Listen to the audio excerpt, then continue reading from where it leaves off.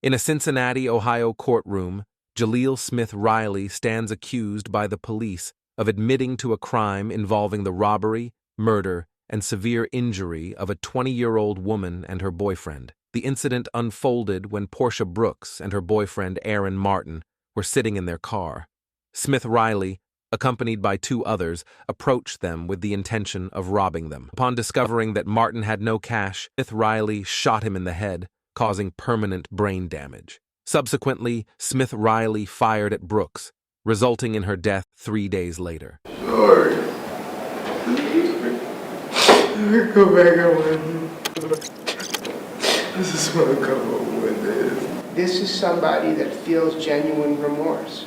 This is somebody that thinks about this every day, and he knows that he can't go back in time and undo what he did. Portia Brooks' mother makes a victim impact statement. But he killed me mentally, emotionally. He killed my identity as a mother of 3, as a family of 4. Now Portia Brooks' sister speaks. I have to deal with life without Portia, so he should deal with life without parole. This is the moment Jaleel Smith Riley discovers he will never be able to return home and will face a life sentence without parole. Defendant serve a term of life without parole. As to count 4 for the offense of attempted murder. Meet Diana Lovejoy, formerly married to Greg Malvey Hill while residing in Carlsbad, California. Unfortunately, their marriage ended in a messy divorce, resulting in legal issues. The court eventually ruled that Diana must pay $20,000 to Greg for his share of their family home, and they were to share custody of their son. Outraged by the court's decisions, Diana, along with her boyfriend Weldon McDavid, planned to murder her ex-husband. Greg was shot in the torso, but fortunately, the bullet missed his heart, and he survived.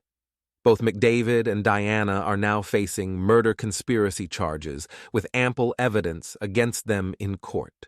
It's so painful that some people in this world seem to think that I would have it in me to do this. Unexpectedly, before she passed out in court, she briefly bowed her head in the direction of the defense table. Verdict. We, the jury, find the defendant, Diana Jean Lovejoy, guilty of the crime of attempted murder of Greg Mulvihill.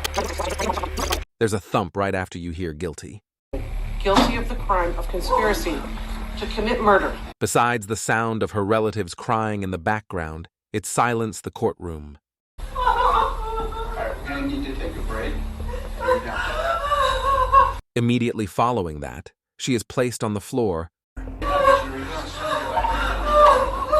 and when the ambulance arrives, she still looks to be unconscious, but the doctors eventually discovered that she had simply fainted. Weldon McDavid was given a 50-year prison sentence because he was the one who pulled the trigger while Diana received a 26-year prison sentence. This is Seth Welch and Tatiana Fusari, a religious farming couple from Cedar Springs, Michigan. They are accused of killing their 10-month-old daughter, Mary Welch. They allegedly told police they noticed the baby was underweight and skinny, but chose not to seek medical attention due to their mistrust of the government and medicine. This is the father's alleged 911 call after discovering his child dead. How are you holding up? Yeah, it's not a day right now. It is what it is. He said when you found her, she was already believed to be deceased, right? Yes. And that's when you consulted with a lawyer? Yes. Do you believe she was beyond help already? Oh, yeah, she was dead as a doormat. The autopsy indicated starvation and dehydration caused by negligence by adult caregivers, leading to the realization that they will spend the remainder of their lives in prison. That you're both charged with what they call felony murder while in the perpetration or attempted perpetration of child abuse in the first degree. They're alleging that you murdered one Mary Welch. That is a charge called homicide felony murder. It is life without parole. It requires a DNA sample to be taken upon arrest, which is often like a cotton swab or in the inside of your cheek.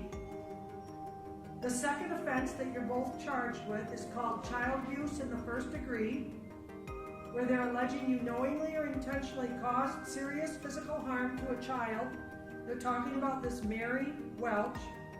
It is a felony, possible penalty of up to life imprisonment or any term of years less than life. This is Rhinestone. A Colorado man embarked on a crime spree throughout 5 counties, which was captured live by a television station's helicopter. Stone was convicted of carjacking 3 vehicles, including one with a 4-year-old inside. He led police on a chase at speeds over 100 miles per hour, clipping a trooper with a Colorado State Patrol and injuring him while attempting to place stop sticks. Stone also pulled another victim from their vehicle and drove away. During a high-speed chase, he loses his jacket after slipping on ice in a parking lot between 2 buildings. Cops close in and he surrenders. He believes he should be compensated for his internet family and breaks the news to his friends about the incident. Hey, did you know I made the news in the UK and Australia? What? Yeah, you get paid by YouTube. So, Channel 7 News, I believe, is going to be the one that gets paid for that. Well, I'm going to contact Channel 7 News. I want to get paid. His opportunity to address the court about the recordings in jail, Stone blames it on emotional stress and the use of drugs. During his court testimony, Stone blamed the recordings in jail on mental stress and drug use. Stone was convicted on 18 crimes, including attempted manslaughter, child abuse, and assault. He was sentenced to 160 years in prison. This is Esteban Carpio. Carpio and 2 detectives were there in the interrogation room as he was being questioned by police for stabbing an 85-year-old woman in Rhode Island. Carpio and Detective Sergeant James Allen were alone in the room when one of the detectives left to get water. Carpio grabbed Allen's gun and shot him twice before jumping out of a 3-story window and fleeing. He was apprehended 45 minutes later. At his arraignment, Carpio was wearing a mask to prevent spitting and biting, and his face was in rough shape, which stunned the court. The shocking reply was not from Carpio, but from his family members who accused police of mistreatment. Step off, step off. Not guilty! Tell him not guilty! Tell him not guilty, Stephen! It's gross police brutality. He was mentally ill, and he needed help, and we couldn't get it. We tried and tried, and he didn't deserve this. An FBI investigation found that officers did not use excessive force, and that Carpio's injuries were caused by his jump from the 3rd level of a building and battle with law enforcement. Every day, I face the facts of what I did and what happened. He received a life sentence without parole.